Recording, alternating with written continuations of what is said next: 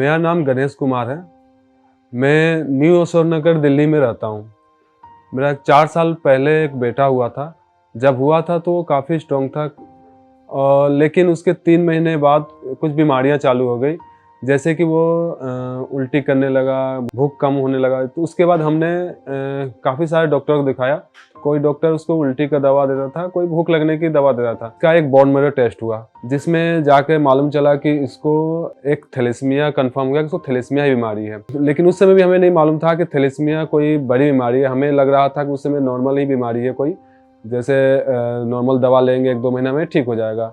क्योंकि उस समय इसका ब्लड लेवल काफ़ी कम था और बोला कि हर 20 दिन पर इसको ब्लड लगेगा। इसको काफ़ी तकलीफ़ें होती थी, मतलब काफ़ी इंजेक्शन, काफ़ी छोटा बच्चा है, 6 महीने का बच्चा है और इसको इंजेक्शन लगा के नीडल लगाने पड़ते थे हर 20 दिन पर, जिससे इसको काफ़ी तकलीफ़ें होती थी। कई हॉस्पिटल जाने के बाद फिर हमने गूगल पर सर्च किया कि धर्मशिला हॉस्पिटल हमारे नियरेस्ट में है, तो फिर हमने यहाँ पर आके कंसल्ट किया। तो यहाँ पर हमें डॉक्टर सरिता मैम से कंसल्ट किया। गार्विक हमारे पास करीब 11 महीने या 1 साल का था तब हमारी ओपीडी में आया। तो इसे तब तक इसकी डायग्नोसिस तो बन चुकी थी थैलेसीमिया मेजर, और इसे हर महीने 28 दिन में करीब ब्लड की रिक्वायरमेंट होती थी। सो इसके पेरेंट्स काफ़ी दुखी थे, क्योंकि वो एक सही में क्यूरेटिव ऑप्शन खोज रहे थे कि आखिर ये उपचार क्या है। तो इन्होंने बताया कि इसका इलाज पॉसिबल है और बोन मैरो ट्रांसप्लांट ही इसका इलाज है। एक ही इलाज है, बोन मैरो ट्रांसप्लांट। जो बच्चा आपका 2 साल का हो जाएगा तब जाके इसका ट्रांसप्लांट होगा। हमने कुछ कंफर्मेटरी टेस्ट किए, जैसे कंफर्म करने के लिए माता पिता में भी थैलेट्रेट की है कि नहीं, हीमोग्लोबिन इलेक्ट्रोफोरेसिस, और बाकी कुछ टेस्ट उसके थे। फेरिटीन किया कि आखिर बॉडी में आयरन की लोड कितनी है, सो दैट कि हम इसको अप्रॉक्सीमेटली 2 साल तक ले चले, ताकि हम इसके ट्रांसप्लांटेशन कर सकें।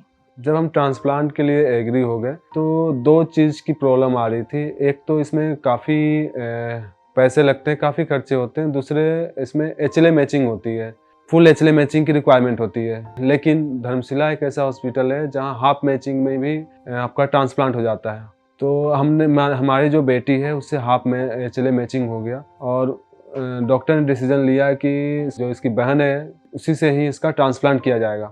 और यह डिसाइड किया गया कि the marrow has to be emptied, so उसे हम 3 महीने की दवा देते हैं। सो हमने सबसे पहले उसके खुद के बोन मैरो को स्टोर किया, उसको एक परमानेंट लाइन डाल करके हमने ट्रीटमेंट स्टार्ट किया। 3 महीने का ट्रीटमेंट दिया और 3 महीने बाद जाकर इसका ट्रांसप्लांट हुआ। ट्रांसप्लांट के 2 महीने तक हम लोग हॉस्पिटल में ही थे। उसके बाद इसका हर 15 दिन पे हम लोग फॉलोअप के लिए आते थे तब, और वो सक्सेस हुआ। लेकिन जब ट्रांसप्लांट इसका हो रहा था तो काफ़ी हमें टेंशन में थे कि इसका सक्सेस होगा कि नहीं होगा। लेकिन डॉक्टरों ने काफ़ी हेल्प किया। यहाँ के जो डॉक्टर हैं काफ़ी हेल्पफुल हैं। वो जो भी हर घंटे का वो बताते थे क्या इम्प्रूवमेंट है, क्या है। वो धीरे धीरे जाकर 15-20 दिन में इसका इम्प्रूवमेंट चालू हो गया और सब चीज़ नॉर्मल हो गया। ट्रांसप्लांट के बाद हम करीब 30 दिन उसे अंदर यूनिट में रख के फिर हमने डिस्चार्ज किया।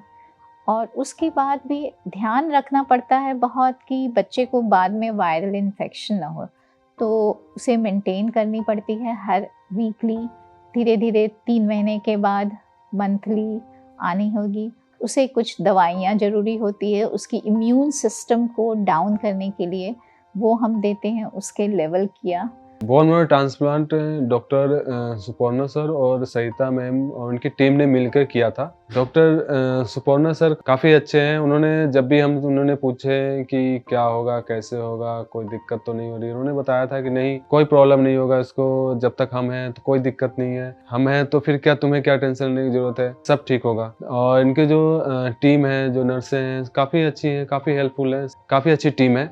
तब जाके हमने उस समय सोचा था कि हमने काफ़ी अच्छी जगह ट्रीटमेंट करा रहे हैं बच्चे का। आज उसका 1 साल से ज़्यादा हो गया है और अब वो बिल्कुल स्वस्थ है, बिल्कुल स्वस्थ है। अब हम उसे थोड़ी बहुत वैक्सीन देंगे, टीका जिसे कहते हैं, बच्चे जैसे जन्म लेते हैं, और वो स्कूल जाने लायक भी हो जाएगा। अब वो नॉर्मल लाइफ जी रहा है, उससे अब कोई प्रॉब्लम नहीं है। जो कुछ दवाइयाँ चल रही है वो कुछ दिनों बाद आगे चल के वो बंद हो जाएगी। इसकी जो थैलेसीमिया बीमारी थी वो पूरी तरह ख़त्म हो चुकी है। तो हमने सही टाइम पर सही डिसीजन लिया, तब जाके इसकी प्रॉब्लम ख़त्म हो पाई। मेरे से आपसे सजेशन है कि आप सही टाइम पर, अगर जब बीमारी का मालूम चले तो सही टाइम पर इलाज कराएं और सही जगह इलाज कराएं। हो सके तो एक बार धर्मशिला हॉस्पिटल में आकर ज़रूर मिलें। तो आप समझ सकते हो इस पूरी प्रक्रिया में बहुत सावधानी से रहनी पड़ेगी, जो कि गार्विक के फादर ने फॉलो किया हमारी एडवाइस को, और आज हम इस तरह से जगह पर पहुँचे हैं। और हमें भी बहुत खुशी होती है, क्योंकि ये हमारी भी बहुत कड़ी मेहनत है, हमारा रिसर्च है जो इतने सालों से हम कर रहे हैं। और हमारा जो मिशन है कि थैलेसीमिया बच्चे जो हैं उनके परिवार वाले उदास ना हो, उन्हें मैं कुछ दे सकूं, ताकि वो उनकी जो फ्यूचर है वो एक नॉर्मल बच्चों की तरह वो खेल करके बड़े हो, पढ़ें और अपना सारा जीवन खुशी खुशी व्यतीत कर सकें। नमस्कार।